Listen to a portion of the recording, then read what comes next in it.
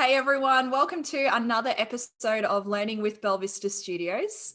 I think this episode is going to be very useful for those of you out in the industry who are just starting out and potentially are hearing terminology or jargon or people in instructional design using words and terms where you're like, I have no idea what they're talking about.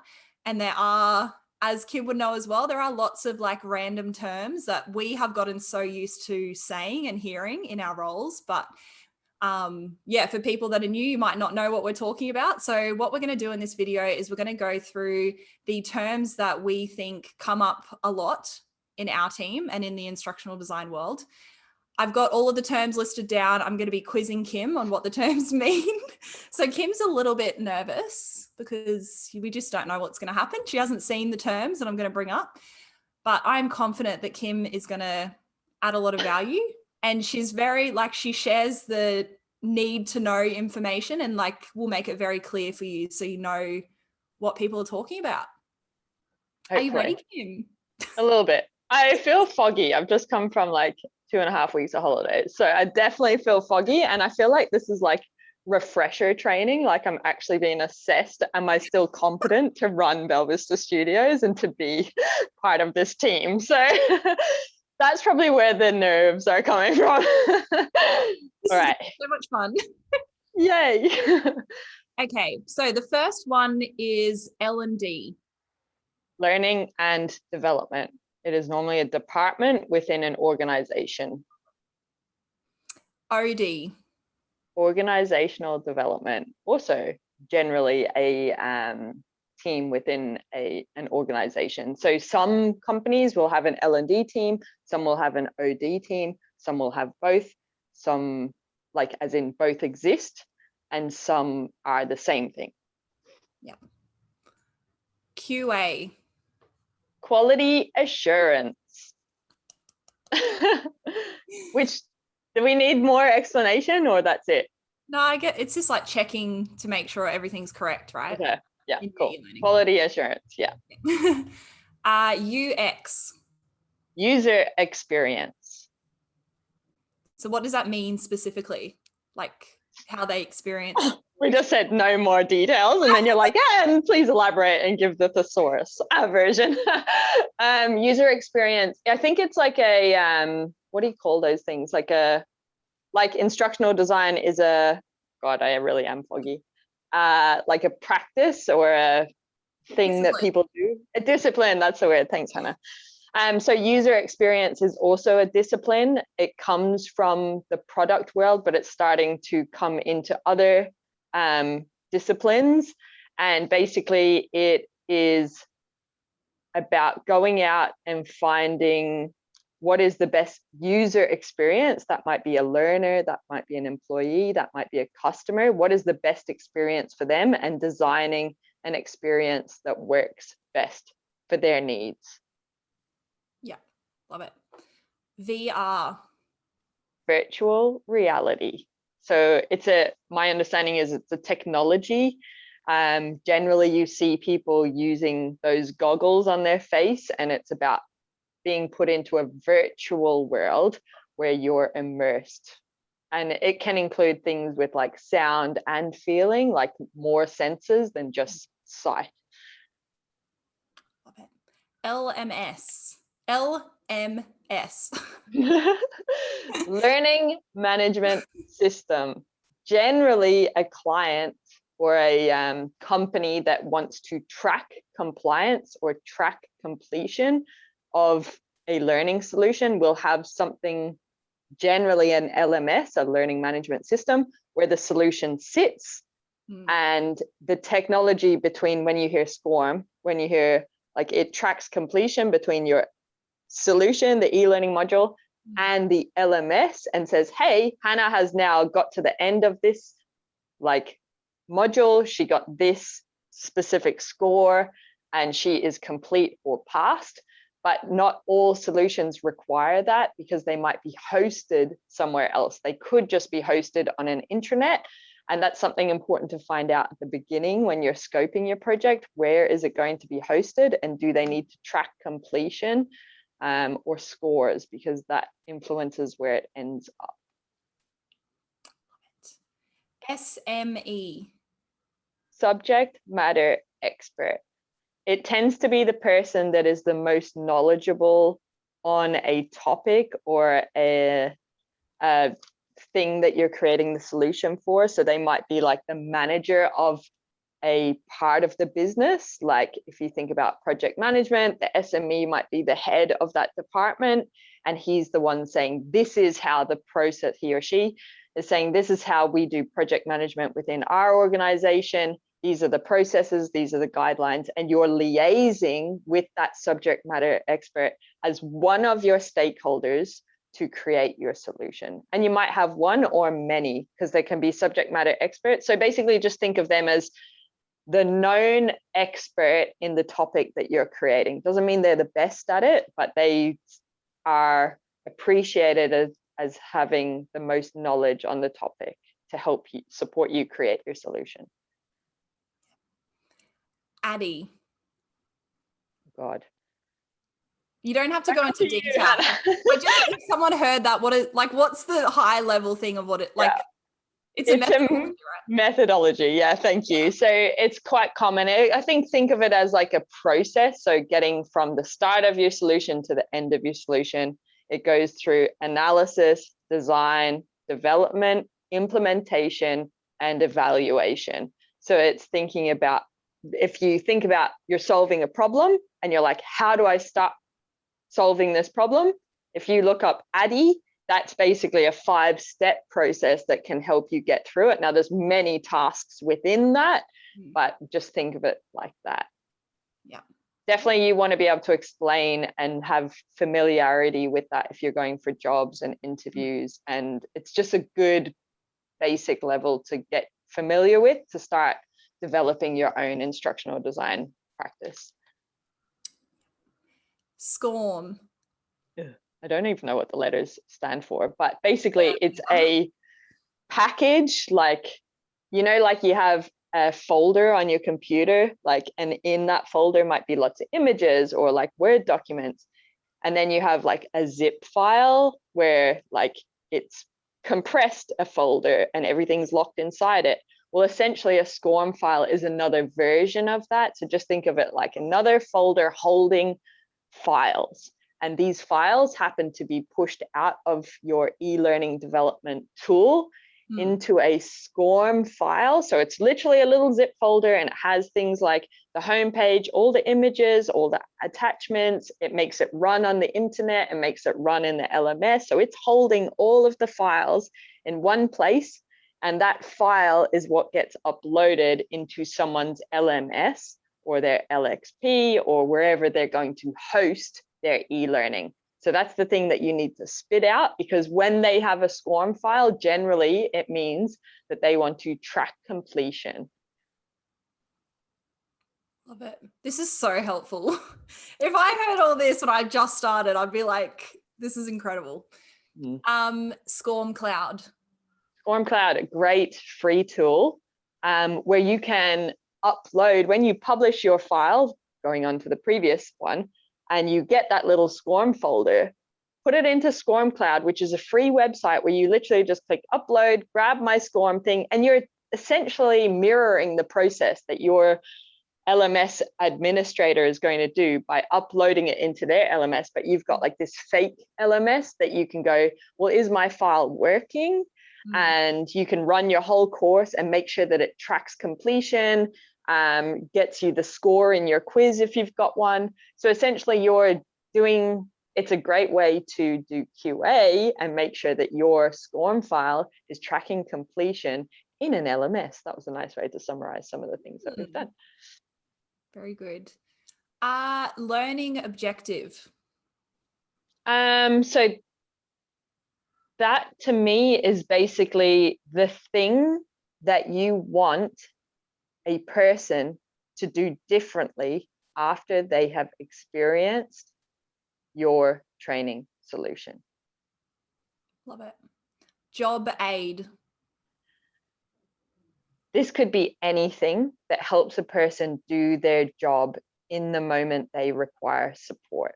So it could be as easy as an A4 document or it could be an e-learning solution that is more immersive, or a video, instructional video, like having like the little mouse clicking and showing you how to do things.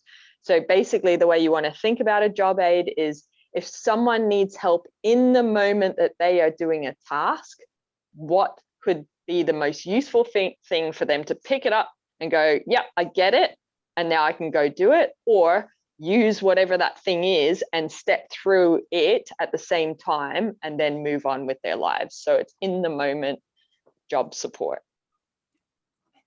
And they might use it more than once as well. Sorry, Hannah. No, that's right. Like, it's not generally a one-off event. It's kind of an aid to help them practice until they embed it as a habit, where they become familiar with that process over time. So they're probably likely to access it more than once. Yeah. mLearning. Mobile learning. And I think there'll be lots of different definitions of this.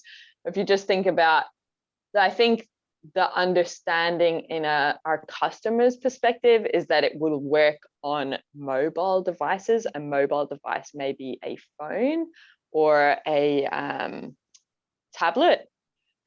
But mobile learning just means, I think, really, if you can access it anywhere, anytime. Do you have the answers in front of you in case I got stuck? Nope. Oh. Just the way you're like, I was like, oh, maybe I've got the Wikipedia definition down. E-learning. E-learning is any kind of learning that is done electronically, I guess, like on a computer, on a tablet, through a podcast. I think it's maybe just describe it as anything outside of a face-to-face environment is maybe the differentiator. So it's not necessarily like an e-learning module as we traditionally know it, to sit down at a laptop and click next and get through stuff. It's any kind of learning experience that happens through technology. Social learning. There's lots of ways to do it, but it's learning with others. And so social learning could be something like a discussion board or a forum. It could be coaching or mentoring. It could be a community of practice. It could be just literally me turning to Hannah and being like, hey, can you please help me with this? And then she gives me the answer. So it's basically using more than one person to learn an outcome. Look at you go, Kim. You're smashing all of them. Getting through that fog slowly. Action mapping. Oh, amazing. ADDIE, screw ADDIE, and skip to all the way. Skip to action mapping as the first thing you learn. You want to Google it, but it was created by Kathy Moore. It's a fantastic methodology, process, whatever you want to call it, where it helps you determine project goals, business goals, learning outcomes or objectives, whatever you want to call them, the behaviors and actions that you need to create a learning solution around. And it involves the right stakeholders. It is a really effective process to create an effective learning solution. It's epic. So good. Bloom's taxonomy. This is, again, another methodology or process. I actually don't know the difference between those two words, like on a technicality level, so I'm just going to use them interchangeably. But Bloom's taxonomy is basically this triangle, and just think of it as adjectives. So adjectives are doing words, so running, jumping, speaking, listening. So think of it like that. Generally, what we want to do is we use it to support writing learning objectives. And the reason it's effective is because it is focusing on doing words. And it will have things like executing or practicing or, creating, applying. And these adjectives help you think about what do I need the learner to do differently as a result of my solution? And what level of training am I creating? And what I mean by that is this triangle starts, I think it's like it create at the end, at the very top, down to remember at the bottom. And if we think back to school, a lot of our training was around, or our education, was around that lower level of learning, which is remember your times tables. 2 times 2 is 4. 10 times 10 is 100. And how we learned that was we just kept repeating it over and over until we remembered it. Same with like learning a language. Whenever I've learned a language, it was always like all of the words on the board and we just keep saying them over and over, and then the teacher would rub them out, and then like they would start minimizing and we'd have to recall information. And it's not always the most effective way to learn because like I can't, well, now we use a calculator, right? Like, so I don't have to remember things in my times tables. I'm not as familiar, whereas in the past when I was 10, 12, 16, whatever, I could just be like, boom, boom, boom, boom, because I have remembered it, but now I don't remember it anymore. Same with the languages. I don't remember them because I haven't used them. But when we move up that triangle up to create is adjectives that help embed the learning more effectively. So if I think about me trying to learn now, I will learn a language now. I watch movies and shows that are in French, for example, and I recall and remember words from back in school days. And I remember the experience in the classroom. I'm like, oh yeah, I remember that is the word for toilet or whatever. But now to embed my learning, because I'm not making progress, I'm thinking about how do I embed the learning at a higher level. So I use something like Google Translate to create a language experience for me. And what that looks like is I will journal in French about my day. So I'm having to create a French outcome or a French script from my brain. And I don't always know the answer, like I'm really, really basic. But there's a big difference between just watching a French movie or a French TV show and then trying to actually type from scratch about my day. I'm using different parts of the brain and all this kind of stuff. So Bloom's taxonomy is a great way for instructional designers to think about what kind of outcome do I need this learner to do differently as a result of my training? Is it something such as remember where the intranet is so that you can go and find it later on? Or is it like create a script for yourself as a manager to go and hold a performance conversation with your staff later? So you could just give them a script and be like, hey, here's what a good script looks like, or here are the key components of a good script, go create one. So it's just a good accountability for us to make sure that we are creating effective learning outcomes and training experiences. Love it. Very good explanation, Kim. Thanks. Accessibility. Accessibility. This means creating experiences that are accessible to all human beings. Yeah. I think like I'll probably dive a little bit deeper just in the aspect of like with us, generally when a client says that, they need things like screen readers, they need things like the color contrast. There's a tool called, I think it's the WebAIM. Oh no, what am I talking about? Google Web Accessibility 2.0, and there's different criteria. There's A, AA, AAA. This is what we use in Australia. In America, I can't remember what it is called, but there's a different one. We will find it out and put it in the description. But I can't remember what it is right now. It's like 508 or something. Yeah, something like that. Early today.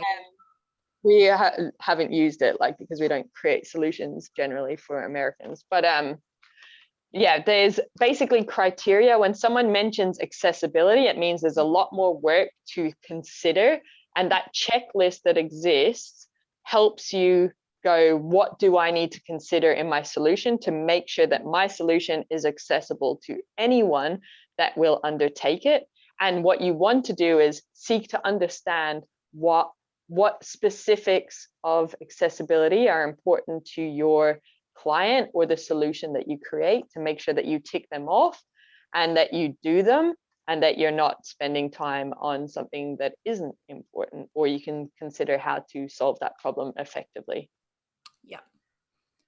What's a screen reader when someone So screen reader is, you can do it on your computer. I can't remember the shortcut off the top of my head, but basically what it does is it will read all the text on your, for example, on your computer. So if you think about opening the Google homepage, if you are vision impaired, you may choose to use a screen reader to direct you around the Google homepage. Like, how can you use it if you are vision impaired?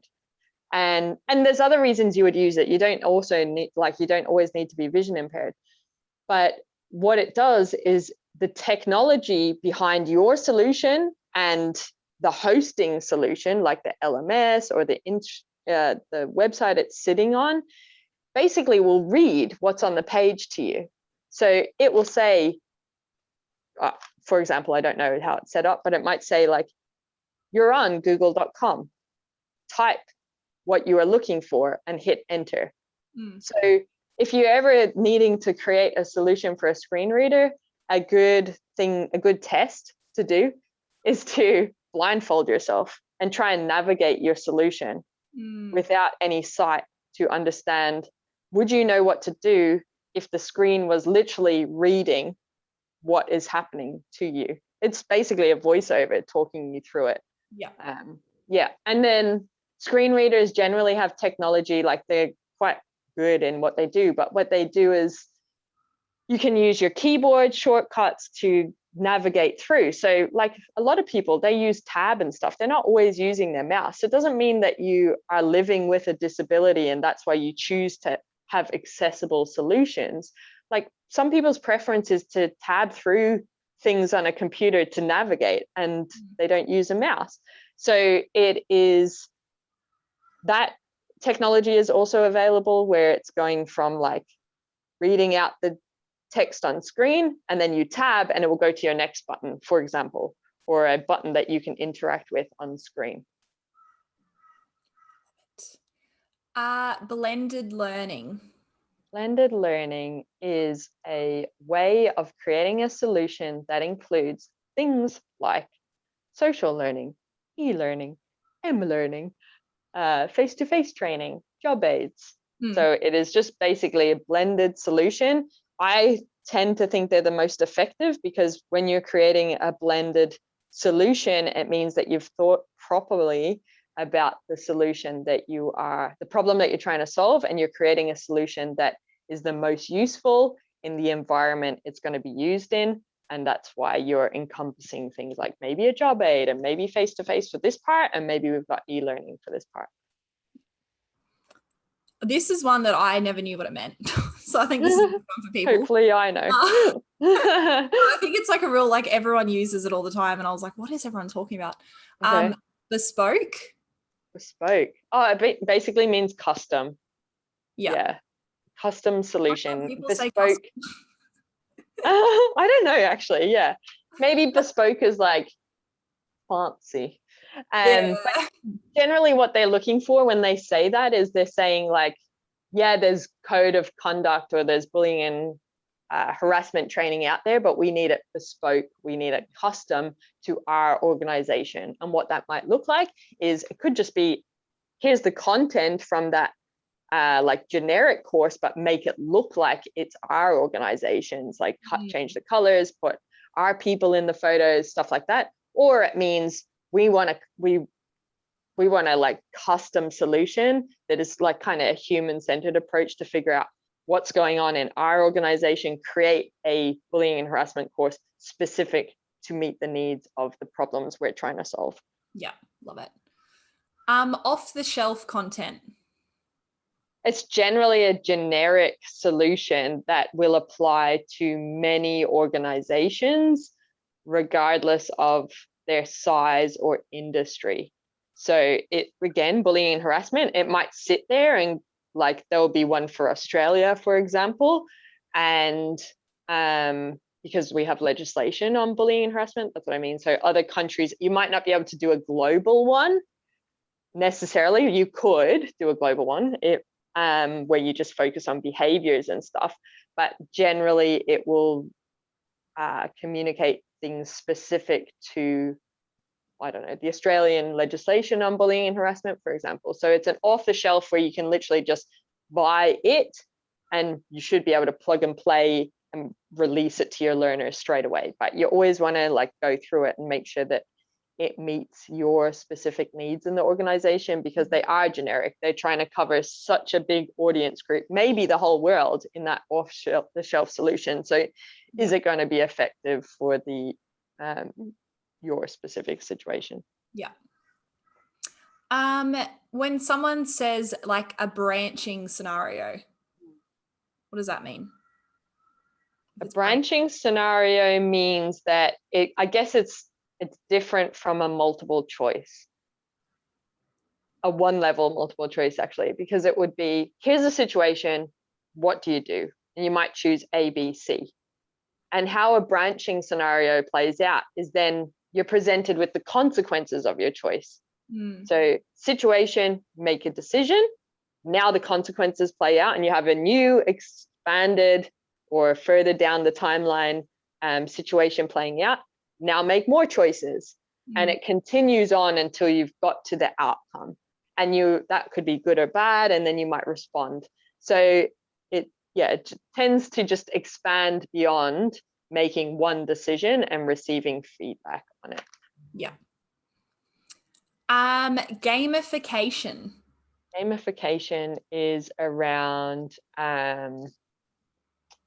using elements from the gaming world, such as points or badges, and using them in learning for motivation. So sometimes gamification tends to be extrinsically motivated in what we see, but it can also be intrinsically motivating for learners. So extrinsic is talking about badges, points, leaderboards, things like that. And the intrinsic stuff is like, you can do research on why games are effective, and then you find this kind of stuff out. But it's like, how can someone sit and play a game for 8 hours? What is it about that? And when you talk to gamers, we've done it in the past to figure it out, is like, they sit there because they're like, I want to be number one. I love exploring the world that I'm in. I'm not there to complete the missions, but I just love looking around and finding treasures, so that curiosity mindset. So it's thinking about, okay, well, if curiosity can get someone to be immersed in something that adds value to their life for 8 hours, how can we replicate that into the learning experience? How can we create curiosity in our training solution? So what does that look like? So that's pretty cool. It is different. I don't know if you have this as a word, game mechanics, that you want to explain, but it is different to that. And game mechanics is things like how games are made, which would be more like leaderboards, points, scores, stuff like that. I'm trying to think of games, but I'm not really familiar with them. Even like little things as like a tick and a cross coming up on a quiz, like instead of just text going incorrect, correct, like if you had like a little tick that like whirls up into onto the screen, it's like, and then sound effects are like ring, you won, or like you got that answer correct. That's a game mechanic. Infographic. We're getting close to close to the end. Infographic is basically a snapshot of information, need to know information, to help someone be aware of something or do something differently. So generally it will communicate like the top 5 tips or a process But it's generally like, if you just in your mind think A4 piece of paper, how can I communicate this with as minimal text? And it's generally supported with visuals. So visuals might be icons or arrows getting you from one step to the next. So it's information and a graphic combined in generally an A4 sized. I think I'm putting A4 there. It's not normally A4, but I'm trying to limit Like you a to sheet creating of paper a little bit, isn't it? Yeah, but it could just be like a little graphic that goes onto your e-learning, Yeah. like one screen. Yeah. Communicating a process, like a process diagram, is technically an infographic. Infographic. Yeah.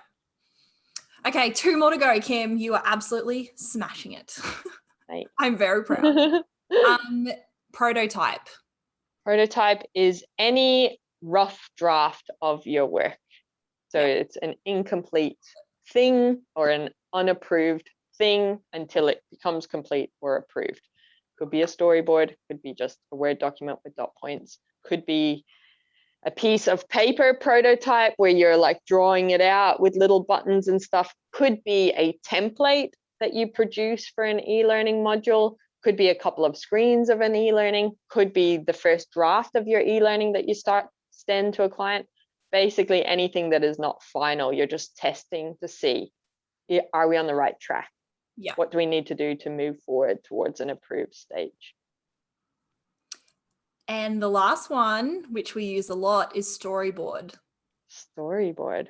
What is that? This is anything that allows you to plan the flow and need to know information that will end up in your solution. Yeah. So it's generally focuses on content, like text. It doesn't, we don't in our storyboards do any visual stuff, but you can choose to do that. But it's anything that helps you plan the flow and need to know information that will end up in the learning training solution that a learner would undertake. You did it! Woohoo! Passed. Do you accept me back into the team?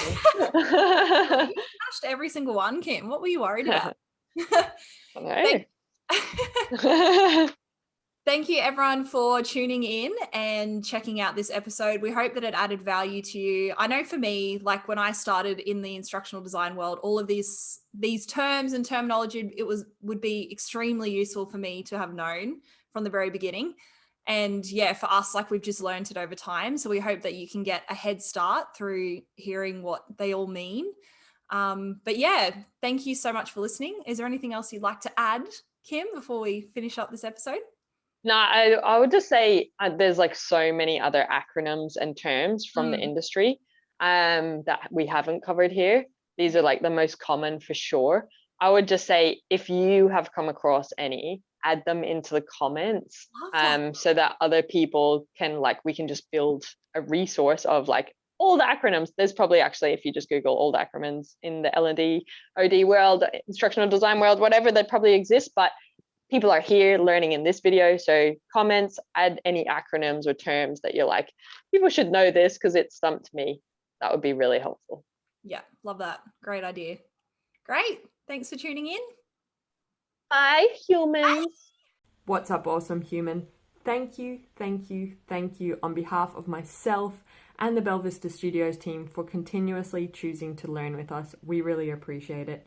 If the tips and the insights and the context resonate with you and you want to take your skills to the next level, or you want to make your life way easier, you will love our Creator Hub. The Creator Hub is a place for people like you and us. Basically, it's the stuff that we use internally at Bell Vista Studios, and then we just share it publicly with you. The Creator Hub is created by instructional designers for instructional designers, and what you'll love there at the moment is we've got a quiz, could I be a better instructional designer, that has so much tips in the feedback if you're interested in human-centered design or just taking your skills to the next level in terms of the solutions you're creating, the problems you want to solve.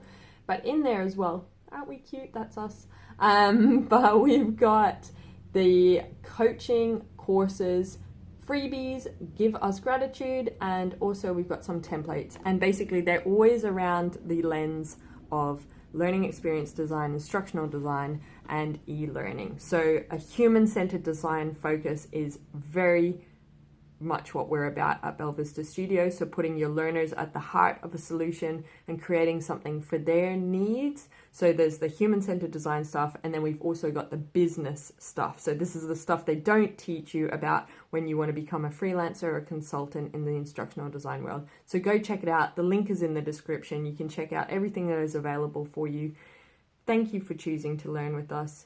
Continuously invest in your skills. You will be rewarded as an instructional designer. Share this stuff, share it with other people, because when we are better instructional designers, we create better solutions that create better humans, that create a better world. So we have a very important role, and I'm excited to be on this journey with you.